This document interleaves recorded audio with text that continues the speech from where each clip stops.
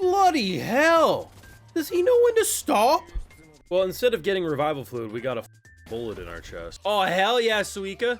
I knew they couldn't kill my cinnamon roll. I can respect it, hey. But you know what? I appreciate the fact that you had a change of heart in the end. At Mother Nature, we roll! I don't think it's an exaggeration to say what we just witnessed with Dr. Stone here is without a doubt something we might never see again.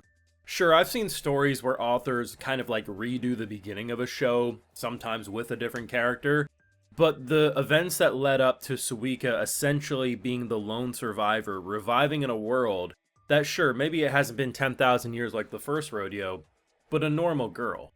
She's not a scientist, she's not a warrior. Once food runs out, she's probably gonna die.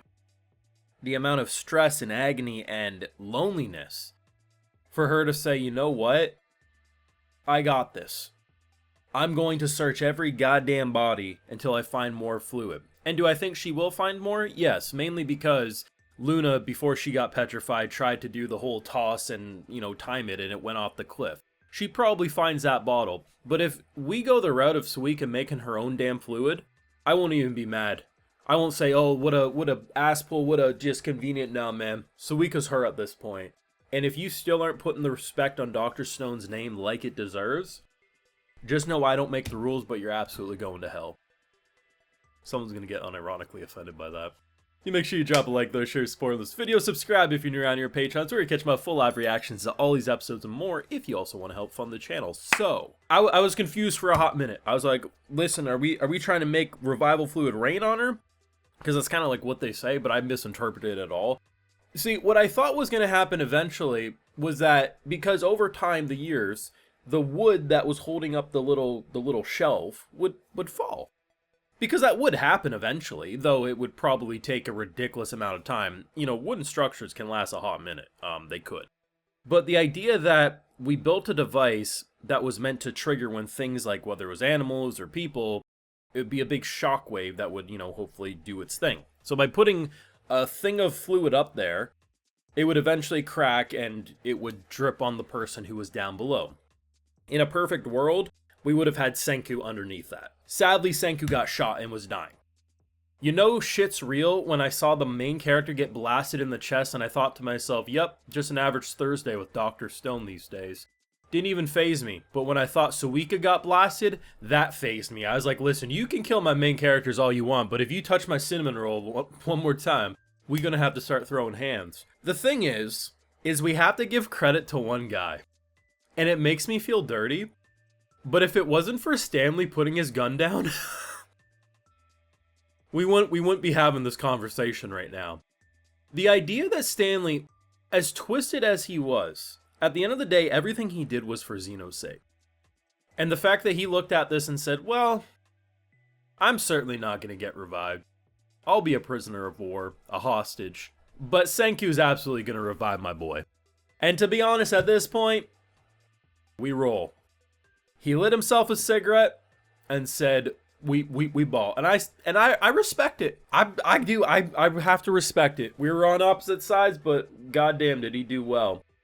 The idea of what the author did here is not good because of one episode. A lot of times with series like a Dr. Stone, you have a big moment. You would have the world gets petrified again. That's the big moment. But there's not a lot of little small things that built up to that moment to make it like a generational level plot twist. Dr. Stone spent goddamn this whole core. And I could go past that, but just for the season's sake, we'll just say part 2 of Science Future. We spent this whole thing rushing against time, trying to flee Stanley, to find the source of Medusas, to find a way to defeat our enemies and, go about our merry day. And at no point throughout this journey did I think to myself, we're gonna freeze the whole world again. And sadly, when we freeze the whole world again, we don't have the same luxury as we did the first time. I mean, if you do 1,000 rolls of that sequence playing out, Senku isn't bleeding out on the ground, and he threw revival fluid up. Is it possible he times it right? Probably not a majority of the time, but some of the times maybe. The thing is Senku was visibly worried because the last time that happened, I think it was in the last season, so not Science Future, but I think it was in season 3. They did do the whole tossing thing with but it was a very small blast. They were able to do the calculations. I don't even think Senku's math could have done the math that well. So you need something a little more stable. And I think what's brilliant is the way they revived her. It had a two-piece plan. The main one was that things would eventually trigger the sound blast, which did. But say that didn't work, eventually over time, the little shelf would have snapped. It would have took a long time, but it probably still would have been quicker than Senku counting himself, you know, to stay awake for who knows how many tens of thousands of years. There's two ways they go at this point.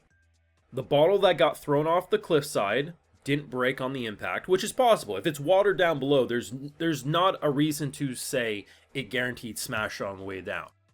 And it probably washed to shore. Or they're going to go the route where she makes her own revival fluid, which may be too much of an ass pull for some people, but it's not like she hasn't been around and could potentially understand the basics. The only way it wouldn't make sense if they didn't have any of the supplies, but most likely it's going to be that bottle. And I love how the concept of Dr. Stone is so many little things need to happen for this to happen. It's not just like, oh, Senku had to do this thing, or Suika had... It's like everyone had some level of importance. No one's death is in vain. And it's like... This is what I was saying last week. Even if every single one of our characters makes it, you don't feel like, oh, they all made it so it was pointless. We had to watch nearly every single character we've come to know and love get gunned down brutally. For a chance. A small, slim chance that we can do this over. We now have at our hands, if it goes according to plan, because you know damn well the first person she reviving would be Senku. He's the most important. I love Chrome, but Senku's the most important. The only people who will be revived will be under our watch. We have no enemies. I mean, the animals are there, but from what we understand about the Medusa, it only targets one species at a time. So the animals are fine, right? So the animals are out there. But in terms of humans, everyone is currently frozen. There's no extra people being born. We have the world as our sandbox right now. If Suika pulls this off, she will be the most important character that we've had in this show going forward. I mean, it was Senku, but now it's going to be Suika at this point. But this is wild. Like, I've seen these kind of protagonist switches before. I've seen the repeats of like the beginning of a show before, but the combination of everything. If you're not putting respect on Dr. Stone's name, you're going to hell. You'll let me know what you thought of this week's episode. We're at what now? 22 of this season? Man, I don't even care if part 3 is slow as shit compared to this. Top 5 anime at this point, baby. Your thoughts down below. Drop a like, share your support, subscribe if you're new around here. Patreon's where you'll catch my full live reactions in all their glory. And hey, I also like to give video shoutouts to my patrons. Alright, so today we got Sahar, Sneppy, Duke Nugan, Jan, Torna, Samsel, Tamara Channel, Natalie Penna, Chris, and we also have Carthurs. I appreciate the support, everyone. Please take care. Y'all have a good one.